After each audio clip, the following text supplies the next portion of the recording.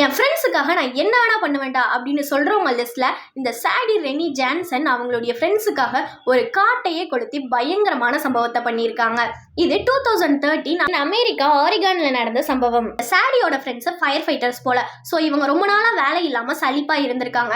அதனால சாடி என்ன நினைக்கிறாங்கன்னா, இவங்களுக்கு ஏதாவது வேலை கொடுத்து நம்ம பிஸியாக வச்சிருக்கணும் அப்படின்னு யோசிச்சு காரில் போயிட்டு இருக்கும்போது ஒரு பட்டாசை கொளுத்தி சின்ன புதருக்குள்ளே போட்டு அவங்க பாட்டுக்கு ஜாலியாக போயிட்டாங்க. ஆனால் அந்த தீயை காட்டு தீயா மாறி கிட்டத்தட்ட 51,000 ஏக்கர் வரைக்கும் பரவி இருக்கு. இதை கட்டுப்படுத்த முடியாம 2 மாசம் போராடி இதுக்குன்னு $8 மில்லியன் வரைக்கும் செலவு பண்ணி அணைச்சிருக்காங்க.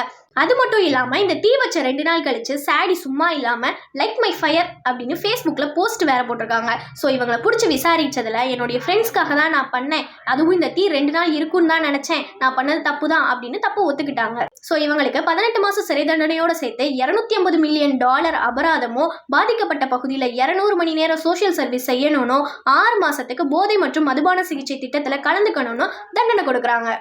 இப்படி இவங்கள மாதிரி கையை வச்சுக்கிட்டு சும்மா இல்லாமல் ஏதாவது உதவி பண்ணுறேன்னா அதை விபரீதமாக பண்ணுறவங்க ஃப்ரெண்ட்ஸுக்கு இந்த வீடியோவை ஷேர் பண்ணுங்கள். மறக்காமல் அவங்க யாருன்னு கமெண்ட்டில் டேக் பண்ணுங்கள்.